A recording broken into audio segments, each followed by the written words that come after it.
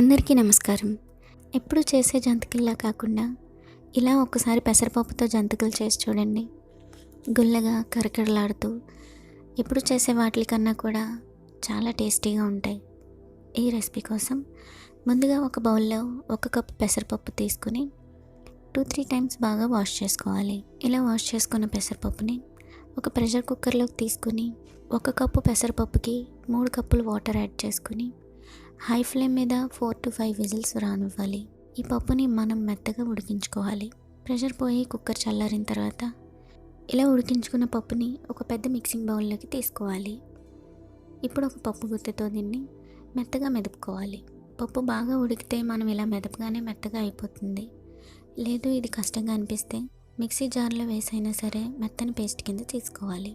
ఇలా మెత్తగా చేసుకున్న తర్వాత ఇందులో మనం ఏ కప్పుతో అయితే పెసరపప్పును తీసుకున్నామో అదే కప్పుతో 3 కప్పుల బియ్యం పిండిని యాడ్ చేసుకోవాలి.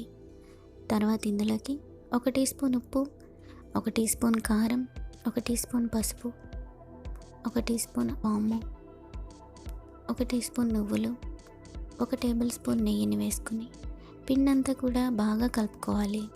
అవసరమైతేనే కొద్దిగా వాటర్ యాడ్ చేసుకుంటూ పిండిని గట్టిగా కలుపుకోవాలి. మనకి పప్పులో ఉండే వాటర్ కంటెంట్ తోటి మనకి పిండి అనేది బాగా కలిసిపోతుంది కాబట్టి వాటర్ అనేవి ఎక్కువ అవసరం లేదు. నాకు ఇందులోకి 2 టేబుల్ స్పూన్స్ వరకు మాత్రమే వాటర్ అవసరమయ్యాయి. ఇప్పుడు పిండిని ఇలా బాగా గట్టిగా కలుపుకొని పక్కన పెట్టుకోవాలి.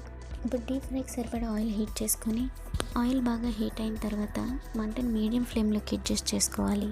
ఇప్పుడు జంతికలు కొట్టడానికి ఆయిల్ అప్లై చేసి ముందుగా రెడీ చేసుకున్న పిండి ముద్దను ఇందులో కొద్దిగా పెట్టి బాగా కాగిన నూనెలోకి జంతికలను ఒత్తుకోవాలి. జంతికలను ఎప్పుడు కూడా మీడియం ఫ్లేమ్లో మాత్రమే వేసుకోవాలి.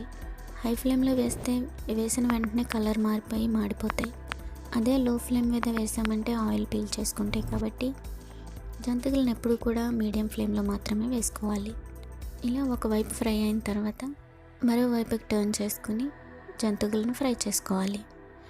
ఎప్పుడైతే ఆయిల్ నుంచి బబుల్స్ అన్నీ రావడం తగ్గిపోతాయో అప్పుడు జంతికలు ఫ్రై అయిపోయాయని అర్థం.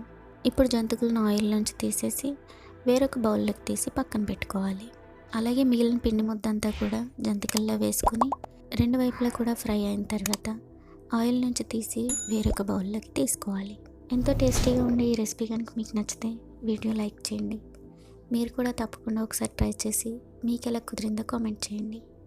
మరిన్ని టేస్టీ రెసిపీస్ కోసం మన ఛానల్కి సబ్స్క్రైబ్ చేసుకోండి. Thanks for watching.